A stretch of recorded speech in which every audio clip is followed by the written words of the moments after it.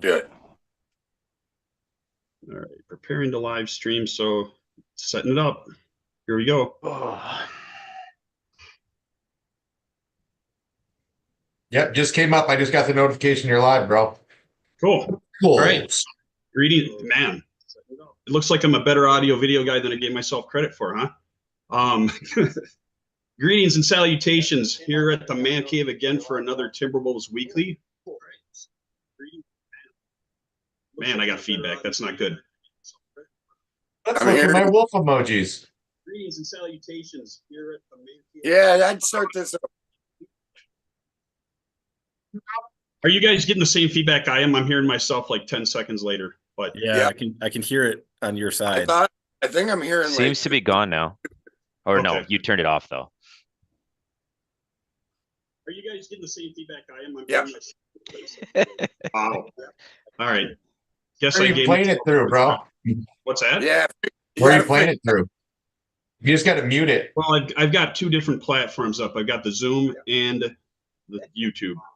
You just got to mute YouTube right now on your device. I should be able to do that.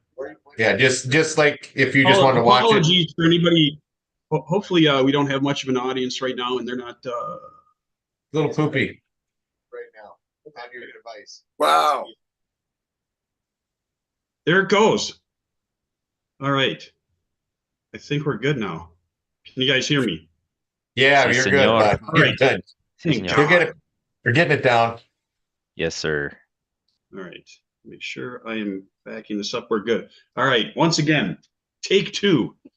Doing another Timberwolves Weekly here at the Man Cave for a very short week for the Timberwolves, actually. They do not play again until Friday.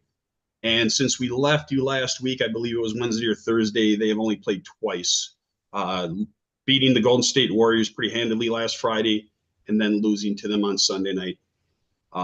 So one in 1 week. They get the Lakers this weekend. Got some big games coming up next week, including the return of Cat. So just going to see what your guys' takeaways are real quick before we start to get into some of the topics for tonight. So, Brett, did you catch last weekend's tilts, and what did you think of the team's performance? Yeah, I mean, I think I'm going to kind of run with the same theme the last time we circled up when the vibes weren't quite as high. And, you got to take everything with a grain of salt this time of year. It's not as early. It's December now. We're getting to kind of a place where we should have found our identity by now. But, so was it 4 wins in a row? Yes. Yeah, 4. So, and then a tough loss to the Warriors, but so 4 or 5. So things are going well. Seen some things that we've liked.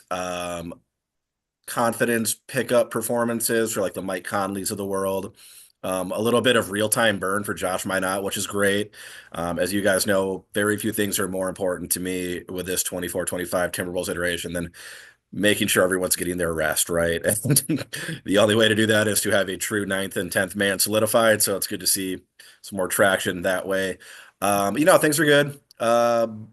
Probably could have taken 2 off the Warriors, but I'll take a split, all things considered, if we're looking at it from the lens that we would have been looking ahead at this time 2 weeks ago. So a stretch that I think we can hopefully build off of. Saw some positive things, and you're not going to read too far into the positives, not going to read too far into the negatives. We got a long way to go on both fronts, but good to see the defense kind of come around. So, I mean, not much of an in-depth take for me, but, just absorbing things as they come. So curious to see what the rest of the gang thinks. Steve?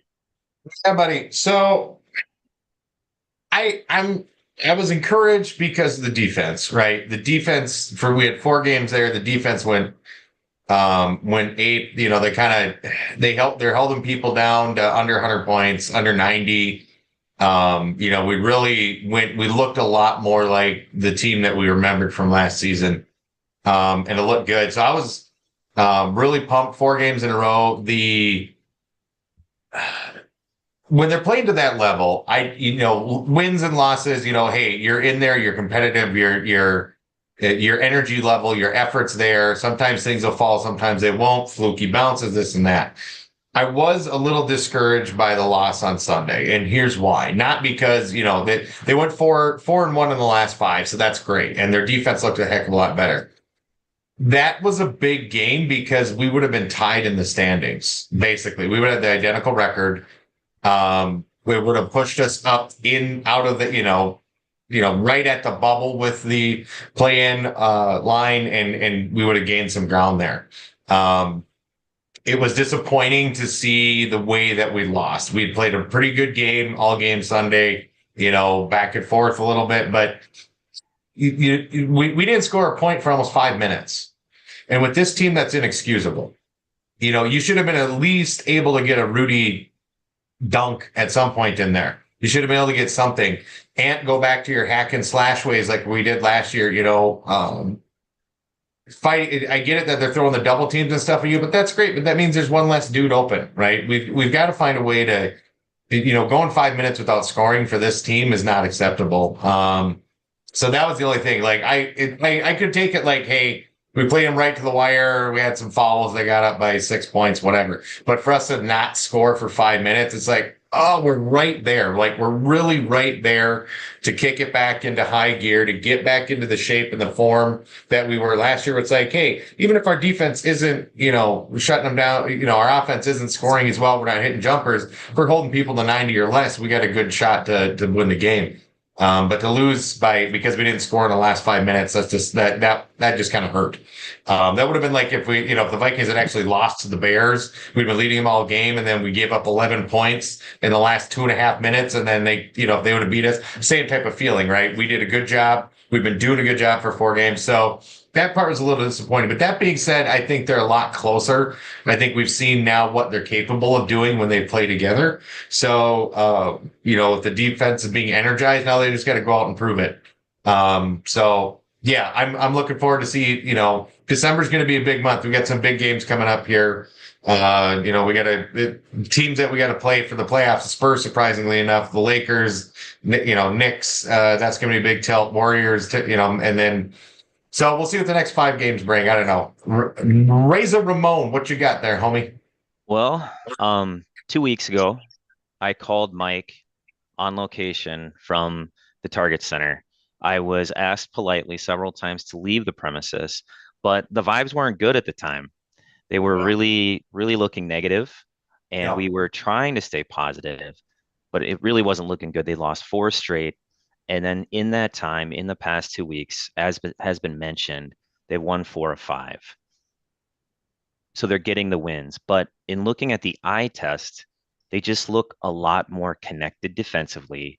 Anthony Edwards, Jaden McDaniels, their on-ball defense is looking, they look very committed to their on-ball defense once again. They look very effective with their on-ball defense again. And then with their switching, their help, they look like the connected, or look more like the connected defense that they were last year. Don't want to get too excited because it's a long season. Didn't want to be too down when they lost 4 straight, but winning 4 or 5, I'm feeling pretty good at the moment. And yes, I agree. The Sunday loss stung, but to win 2 straight on the road against a prideful team and a formerly great team like the Warriors isn't easy to do. And Edwards, I think in the first game against Golden State, he had this like controlled fury in which he was talking crap to all the Golden State Warriors players, to the crowd, but it looked like it was very controlled, and it was feeding into making the right plays, taking the right shots, finding his teammates, being aggressive at the right times. But then in the second game, he kind of lost himself, I thought. I mean, while he looked really good, from an efficiency perspective, I think his numbers were really good. He started taking some really, really tough shots, and I think forgot about kind of what he was so successful at in the first game against Golden State. But again, he's still 23, and it's a long season, so you're going to have some ups and downs. And so I'm not bothered by the loss. We'll see how they react after having several days off. They get the Lakers coming up. But before I turn it over to B Naughty, one thing that I read earlier today is that the Athletic released a rankings of the top front offices in the NBA, and the Timberwolves were ranked 5th. I think it was not Boston. It was OKC at number 1, then Boston, then Miami, then Memphis, then the Minnesota Timberwolves. When the bleep have we ever been able to say that we have one of the top front offices in the game? And it's deserved. My assumption is that doesn't include the current owner, but He was maybe listed, owners. but I do they consider him front office? I suppose it's a he was three-headed listed as monster like the coach. governor or whatever. So, Yeah, but which we'll talk about down the road here. So yeah. sorry. But Brian, I'd like to hear what you think. Hey, I'm a very rarely do I agree with Mr. Steve, but a lot of his points really hit home. And Razor, you're always sharp as and edgy as always. The last week to 10 days, I mean, we're back. Defensively wise, just our identity, our defense, and our effort. I mean, the offense is still a little bit iffy, but I mean that's where our identity is. Last year, I mean, to this year, that's what we've been belly aching about at the beginning of the season. And being out in California for 10, 12 days in the winter time when you're from Minnesota. Yeah, last February I was there for 2 weeks playing, and you get a little sidetracked. So the big win in Oakland against Golden State, I loved it. I'm not too worried about the loss on Sunday. I mean, think back, Portland Trailblazers. We played them what 2-3 times in a row. You can't expect to take all those. And as Klay Thompson always says, when anybody gave him any crap, they're 4-time champions, and it's tough to do that. I mean, to beat a team like that on the road 2 times in a row. And hey, I'll take 4-1 in the last 5. Michael. Yeah, I mean, 4 out of 5. We definitely don't want to complain about that. I know we have some tough games ahead of us, but we do have a decent stretch of them at the Target Center. So we'll see what happens. Cross your fingers. I know. And I did see the same thing that you did today, Ramon, obviously, with the Athletic. I also saw a couple other interesting pieces this week, including Glenn Taylor's note to the season ticket holders that he is out with recovering from hip surgery.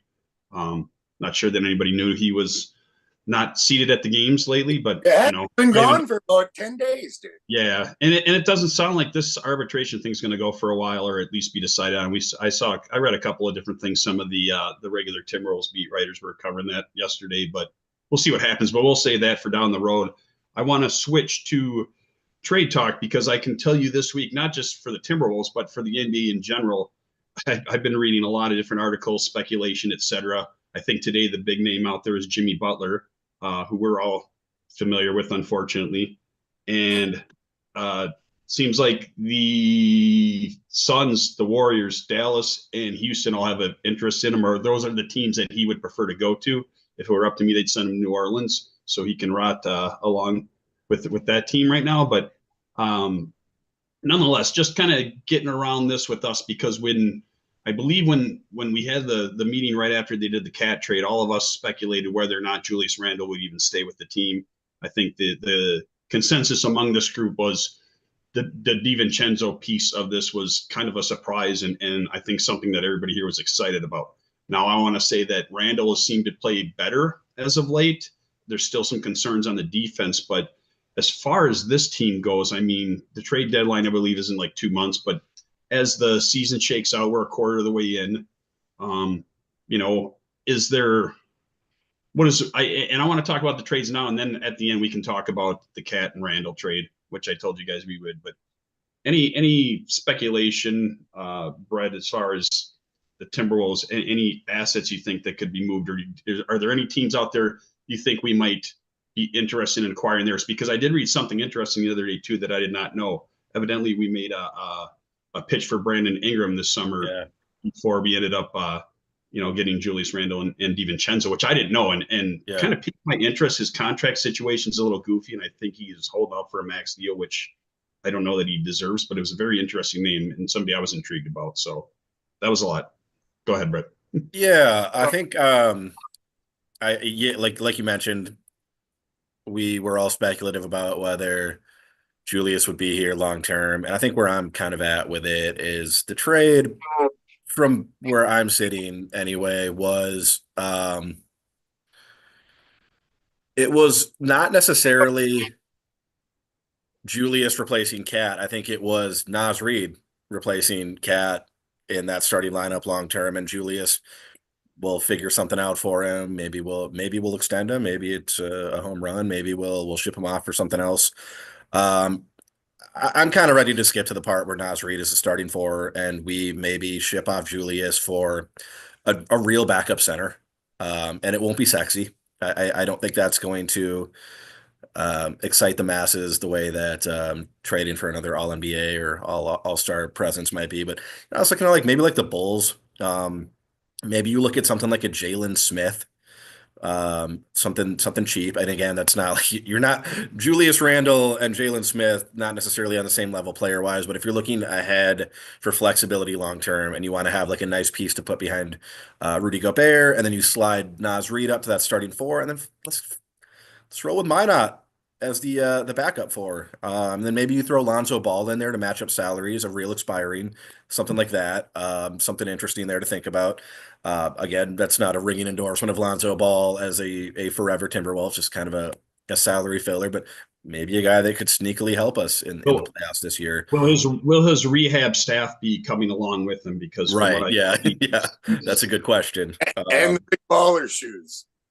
And as long as we can keep his father out of Target Center too, and I'm all for it. Another guy that's interesting to me is Jonathan Isaac in Orlando.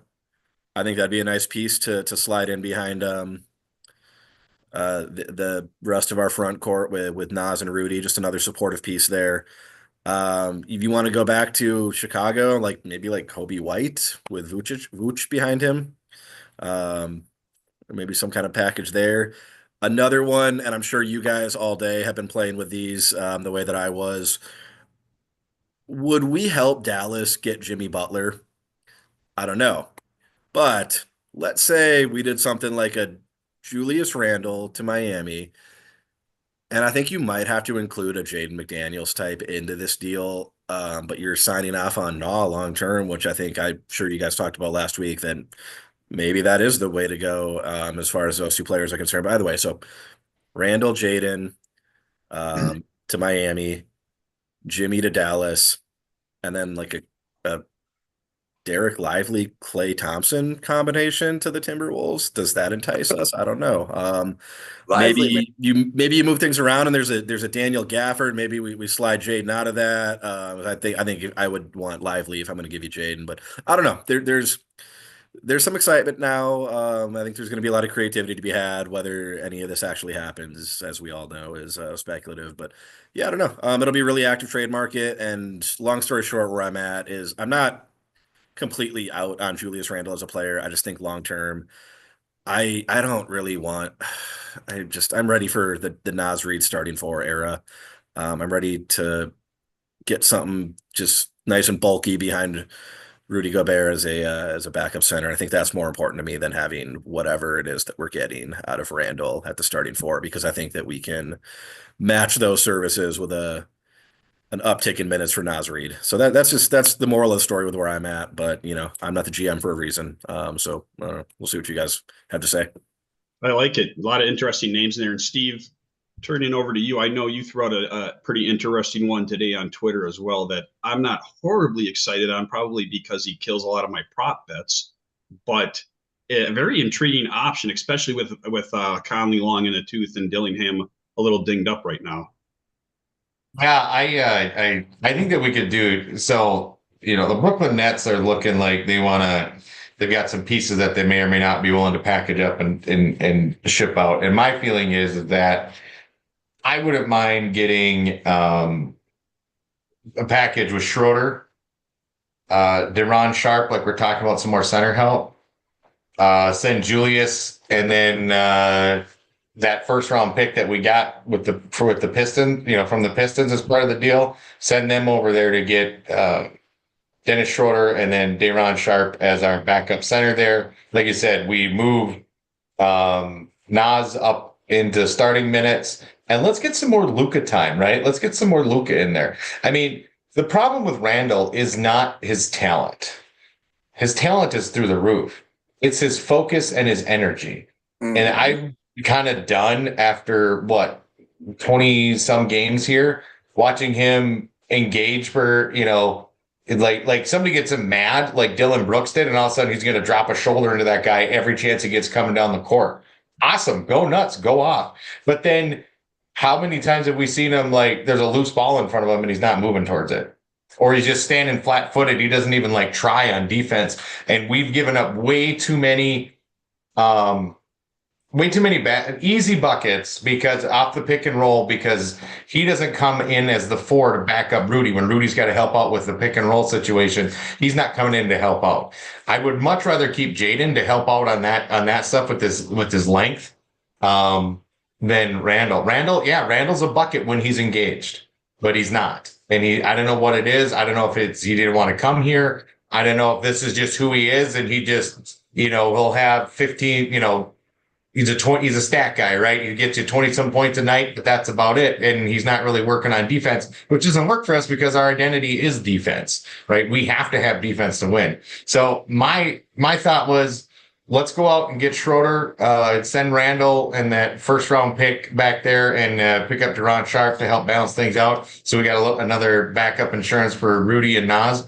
I think that'd be a good thing. And I think we don't necessarily have to have another team involved to be able to pull that off. And I think that, they're getting somebody, in Randall who's gonna, give him 20, 30 points a night. He's got some 3-point ability to him. He's back in the Eastern Conference where his style of play maybe works a little better. I don't know. That's my thought process there. We got that first round pick burning a hole in our pocket. Brooklyn was saying it's going to take that to pry Schroeder out. Well, throw them together with Randall and get those two guys out and and let's get rolling here because I think Schroeder would not only be able to run the point, but if DiVincenzo is struggling or having whatever problems, okay, we got Schroeder there. Nah and Dillingham and everybody else. Now you've got more time to let these guys mature and grow because you've got a guy who's Schroeder who's coming in who is instant offense and he's a plus 14 this season, so his defense ain't bad either. He's a plus 14, so I think that would fit pretty well with us in our scheme. We got to watch the attitude a little bit there because he's an alpha dude. That's one of the things he is. But again, with our problems with energy and focus and cohesion, we kind of need somebody to come and kick people in the butt. I think that's one of the things that we're missing with not having Dillingham out there because he was a spark plug. And so when we get down and low, everybody's trying to keep up with him, even Ant. So that's my thoughts. I don't know. Captain Razor Ramon, where you steering your ship?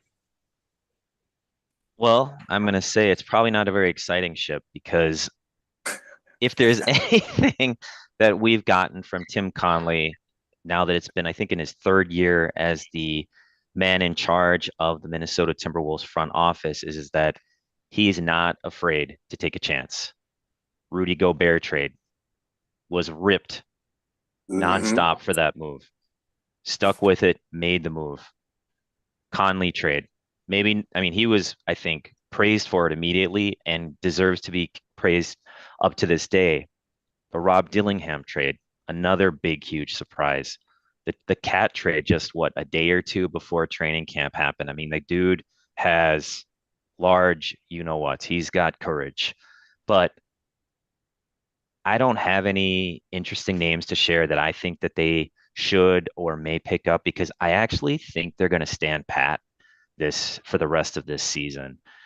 Just looking at what Finch has been doing, and it's frustrated us a lot in that he's stuck with this 8-man rotation, same guys. He might give Dillingham a few minutes here. He might give Minot a few minutes there, but it's really just sticking with this 8-man rotation, trying to get them to find cohesion, connectedness, all the above.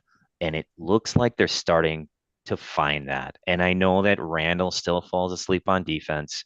I know that Randall isn't always engaged on defense, but I'm starting to see some more effort there, I think.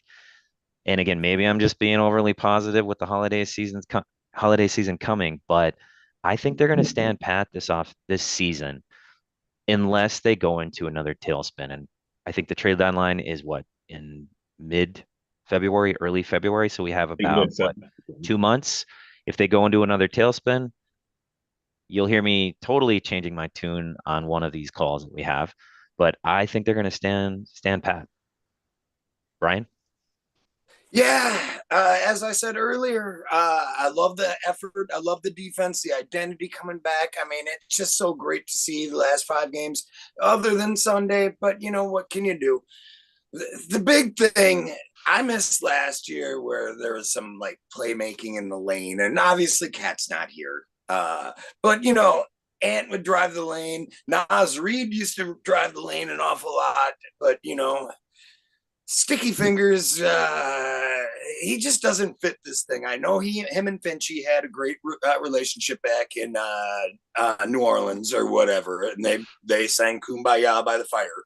It's just, again, the lack of effort, lack of defense. Like that first game, Hoochie Mama calling him out and saying, "No, we knew he was going to be lax on that, so that's why we called that play." And that, you know, then he started trying a little bit more. Tried to on defense and tried to actually disperse the ball, but then that only lasted for about a week and a half. The guy doesn't fit. He's $29 million this year. I think it's a player option. I hope not. It is next year. I'd like to move him. I'm a baseball fan. I grew up, my dad was a huge baseball fan, and I loved watching the National League. I loved the hit and run. I love the double switches. I love bunting runners over, and I love ball movement. Like when we were watching the Warriors the last 2 games, that's fun to me. I just think it's just plotting, like going to the American League ballpark, and you know, you see 6 pitchers, they all throw hard, and just tons of strikeouts. It just isn't as much fun without, you know, the ball movement. And I think Sticky Fingers has a lot to do with that. Speaking of trades, you know, Razor might be right, you know, but, you know, you can never count TC out on anything. One rumor that I have actually heard is Jules to Houston for Steve Adams, Jabari Smith, Jeff Green, and a pick. Let's that one today too. Let's go. Give it to me. Now, well, I think it was Bleacher Report that speculated that, and every Rockets fan was like, "Hell no!" So I saw that one today too. I've seen it in a couple different places. Now it's been about 3 weeks since I've been able to say this name, and it's hard to like trade within the conference, especially when they're the 4-time champions. But hell, give me the cum bucket and give me Kyle back, and you can take Jules. Let's just do that. And that would be my thoughts on it. But who knows what they're going to do? You know, we ain't GMs, you know, I'm just a guitar player, but I would sure watch all the games. Michael? Yeah, and I'm sure him and Rudy combined in the same locker room would just be great for the team chemistry. But they're not choking each other out. But hey, Steve, I'll take Slow-Mo back though, even though I'll take Slow-Mo back though, even though him and Rudy were, you know, going fisticuffs a couple of years ago. But interesting to note, and this is why we're seeing all the speculation this week on trades, is December 15th is the first day that they can trade, and then February 6th. So it's actually a lot closer than I thought it was. But yeah, so I mean, trade deadline is less than 2 months. I think you'll start seeing some movement with some of these guys, like a Butler and a couple others that you see a lot of speculation on. But pretty interesting. And last but not least, and I was going to have this as a second topic, but let's end on entirely Wolves note, because I know we speculated a little bit about some players outside of the organization, but we're 23 games into the season, which is more than 25% of the season. And you know, I think it's a decent time to reassess the big trade for Randall and DiVincenzo. I know there was other parties, Razor Ramon's favorite former Timberwolf that made his triumphant return. I don't know where he is now, if he's in Iowa or but I think it's fair to assess it. I do know I had it in the background. It looks like with a couple minutes left, Trey Young was giving Cat and the boys the business tonight, surprisingly, but Cat had 19 points and 19 boards and 18 points with 2 minutes left in the game. So I mean, he's been a beast on the boards. And I saw a couple of games recently, including who was it against, where he was popping threes at the end. He took the game over. It was a few days ago. Oh yeah. But Cat, let's talk about the trade now. I mean, obviously throughout the season here, we've talked about DiVincenzo getting off to kind of a slow start. Randall was getting off to a slow start. I mean, we've seen some progress in both of them, especially I will say this. Dante's been hitting some clutch threes as of late and seems a little more accustomed to his teammates, et cetera. But, over a quarter into the season, Brett, what do we think about this trade? Oh man. I think I still kind of stand firm on the notion that the trade, no matter, it's important not to get like caught up in what Cat is doing right now, because to me, that trade was still inevitable. Whether it was today, whether it was this past September, whether it's next summer, I think that financial realities were going to set in at some point. If you were to tell me, hey, look what Cat's doing over New York, we should have given it one more swing with this squad, I wouldn't fight you on that. But one way or another, it was going to be Cat, or it was going to be Nas, Jaden, McConley. Like it was going to be a platoon of guys and or keep Cat. So I'm trying not to get too hung up on Cat's successes. I think we all wished him well at the time, so I can't take that back. I wished him well and he's doing well. But uh, as far as what we got back, I think I still believe in DiVincenzo as an asset. He's had a rough start to the year, but again, man, the guy is still $11 million a year. And that's the thing with shooters is when that shot starts falling, you're singing a different tune, right? So it's something that can easily be corrected, and the ship can easily be righted with a shooter. He just needs the shot to start falling, as did Conley earlier this year. So that's something where you could see just an immediate shift in that. That the shot starts to fall. Not going to touch off too much on Randall because I think that we all just established where we are with that. It was worth a shot. There's only so many things that you can do to match up salaries when you're talking about guys in that range, that max dollar range, all NBA level type of guys. So, it was like a Brandon Ingram, it was a Julius Randle. There's only so many candidates, and I think we all kind of are where we are with Julius Randle. So yeah, I don't think that we won it in terms of what's occurring on the basketball court right now. But again, I think that it was inevitable reality in the scope of reality for the long term. But I think again, we'll revisit. Maybe we retool before the trade deadline. Maybe we retool this summer, and then we kind of, like I said, move forward with Nas Reed as a true number 4, because I think that I'm ready to concede that Nas is not a backup number 5. So, and then maybe that the flexibility component starts to rear its head for us following the trade deadline, or maybe the summer when we get a nice inexpensive backup for Rudy, and Nas is doing what Nas was supposed to do, and we just kind of move on from the whole Randall thing. I don't know that that's working out, and I don't think that like the successes that we've had the last 4 or 5 games are. I think that that's all doable without Randall. So I don't know. That's just kind of where I'm at with that. But again, I don't want to dive back into Randall. So I don't know. That's where I'm at. The trade is what it is. It had to happen one way or another, and yeah, is what it is. Pass it on to you guys. Fair enough. Yeah, Steve? the trade had to happen. I think we're all aware of that. Otherwise, you're sitting there with Cat max contract. He's been injury prone. We rehashed the heck out of that. We did a lot of conversation there. So I think it had to happen. But I think the thing of it is that and not to, like you said, I'm not going to hackle over Randall again, but I wasn't excited about getting Randall to start with. I was excited about the first round pick in DiVincenzo because I like DiVincenzo's defense, but I wasn't excited about Randall because he is a black hole. He's not much of a defender, and that really changes our culture and our personality of who we are. And, I'm not saying he's not a bad guy or anything, that he's a cancer or anything in the locker room, but he's a different type of player. And I don't know that you ship off the quality player of Cat to get somebody who realistically should probably be coming off the bench. He should be coming in, spotting in 4 or 5 minutes here, 4 or 5 minutes there. Try to use him to switch up and play against. Come in and give us 5 points, 10 points, give us a couple buckets, and pop back out. Give us some extra tough defense on Jokic and things like that. But I don't know that even with that first round pick in DiVincenzo, did you get the requisite value back for what Cat is? Cat right now leading the NBA, top 5 in the NBA in rebounds and top 5 in a rebound average per game.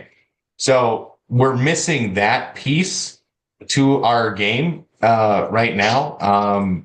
That we didn't get that back. Randall's not rebounding's hustling, right? It's just like defense. Rebounding and hustling or defense is effort, and we're not seeing that. So I think that it's not over yet on the trade. I think if Connolly pulls something off, and I think this December will really make his decision for him. How we finish December is going to make his decision on whether or not we're going to pull a trigger, because we've got teams, we got a Lakers, Spurs facing off against Cat, right? Not in the conference, but still a good litmus test for, us. Then we got the Warriors again and the Hawks. Before, and then Mavericks and Rockets and Spurs and Thunder. I mean, we're got a gauntlet up in front of us. So I think Connolly will have his decision made by the end of the year on what he's going to do. Because I do think that he's had the magic in his fingers all this time. But if he traded away Cat and got back Pete, somebody who should be on the bench, that's not going to play well. So I would expect that if we don't see a good December, that he's going to want the narrative to be, and for the health of the team, that he took the pieces he got from the Cat trade to get us to the next step, which is player XY, whoever that is. So I think depending on how December goes is what's going to determine what we do here, because right now we're not winning this trade. We're not getting, and not that we shouldn't have traded. I agree with you there, Brett, 100%. Not that we shouldn't have traded, but I don't think we got the value back that we should have got. Rumo. Well, like you said, Steve, there's still a lot of story left to be told about this trade. This trade was really all about, I think, getting some short-term value, but creating the flexibility for a year down the line, 2 years down the line, opening up our opportunities for Naz Reid. But as you touched on, Steve, right now, it's definitely not looking like the Timberwolves have won this trade very early. Cat's putting up massive numbers, 25 points a game, 13 plus rebounds. He's shooting 53%. I think he's hitting 45% of his threes. So he's putting up big numbers. And the Knicks, I believe, are 15-9 after 24 games. I should mention, though, that at this point last year, they were 14-10.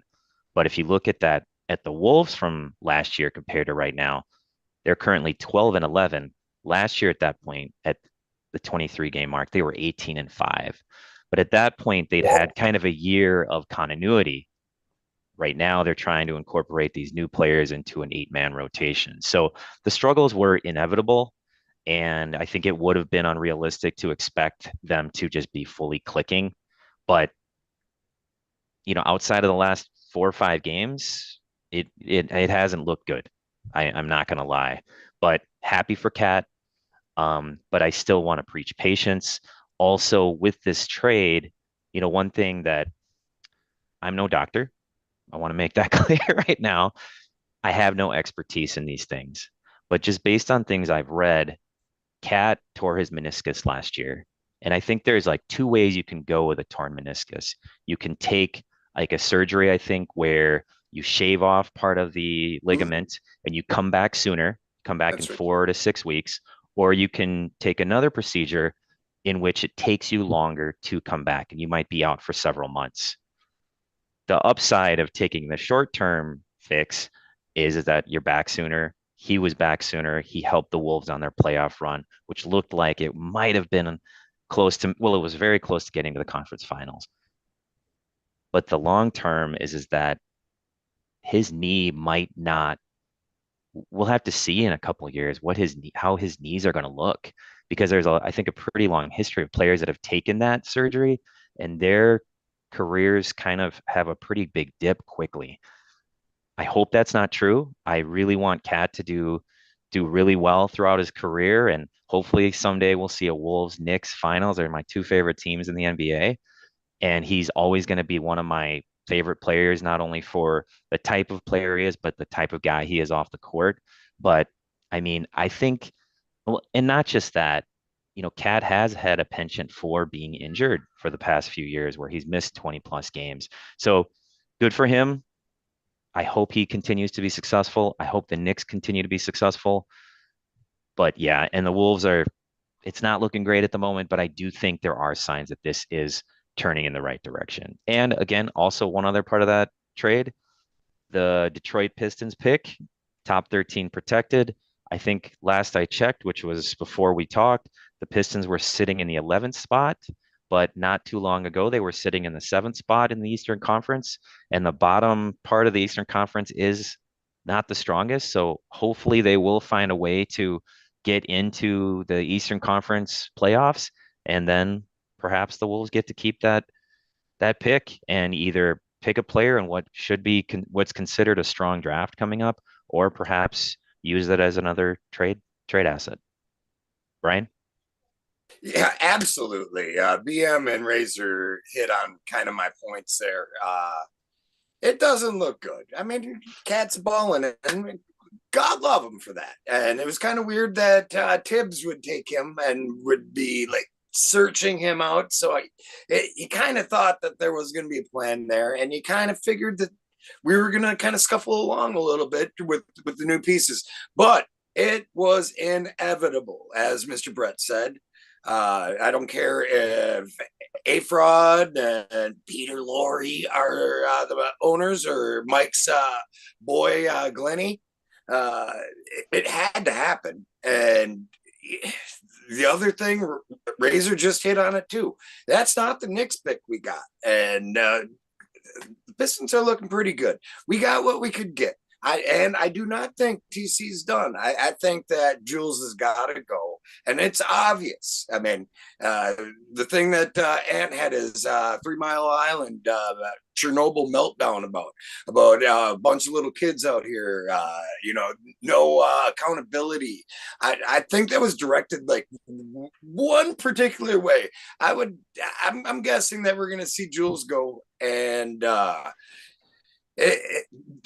Dante, I mean, he hasn't fit in yet, but as Ramon said, defense is like tits. And that pick, and let's see what we can get for Jules. And the verdict isn't out yet. We just got to wait and see. We're not winging it, Steve. We're seeing what happens. Yeah, you guys make great points, and you think back to 2 years ago, the way Rudy's first season went here, and all the pundits saying how horrible of a trade it was. Well, last year, people, reversed course, because look at the assets we gave up. I know there were a lot of first round picks. I believe Walker Kessler was part of the package as well, but Pat Bev and Malik and the rest of them. I know Beasley's doing okay with But Pat Bev's out of the league. I don't think Jared Vanderbilt has been healthy since he's left here, but so still time to reassess. But I mean, I think you all make valid points, and there's a chance that Mr. Randall won't be with us come the February 6th trade deadline. One last thing I want to ask, just for the group in general, and anybody that wants to can chime in and maybe raise their hand. But last week I was disappointed, and it's slightly off topic, but it pertains to Cat as well.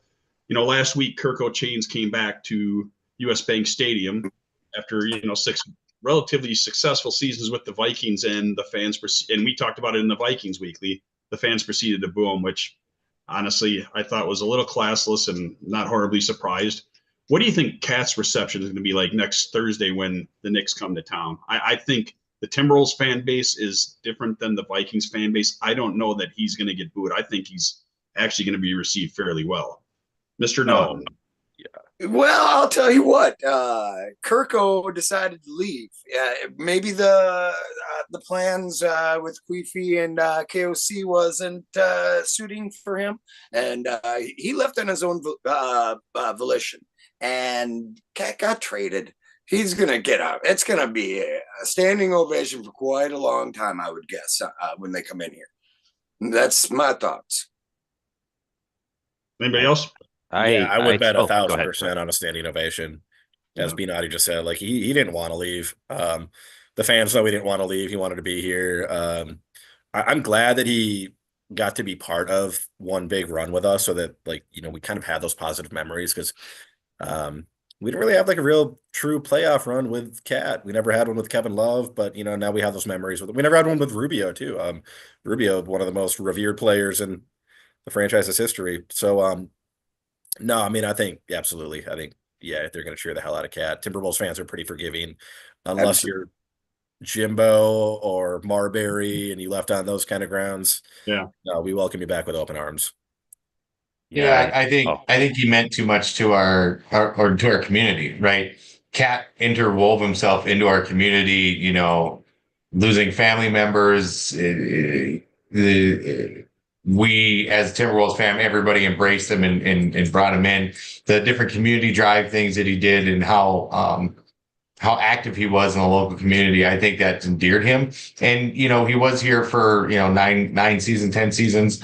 And this wasn't, he didn't go chase a bag, right? He got traded. It wasn't on him. He didn't even know. And the way he got traded, he's like, what? Like he was all set to like run it back.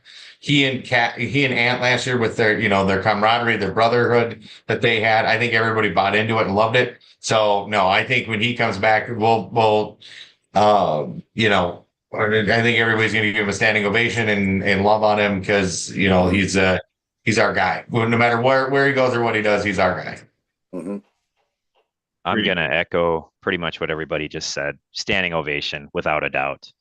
And I think that's going to happen for many games that he comes back to the Target Center for years to come. I think Cousins, fair or not, and I'm going to kind of agree with it, he just kind of, as good a guy as he may be and as good a teammate as he may be, he kind of took me and takes me as a bit of a mercenary type, where he's going to take the money always and say it's about winning, but he's always going to take the money.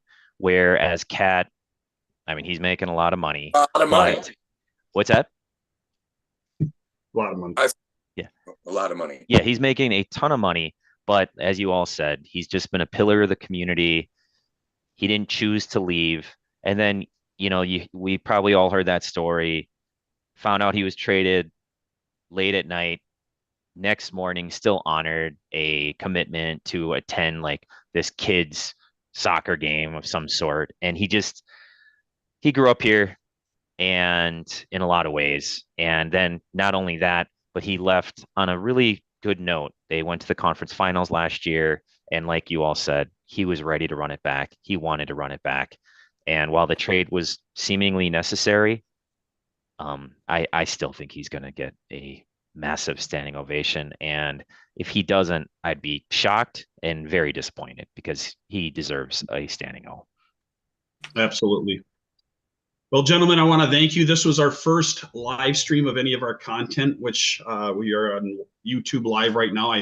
We plan to add more shows coming up very soon, as well as putting our content on more platforms, similar shows to this, but I would like to scale out some of the content to a little more national.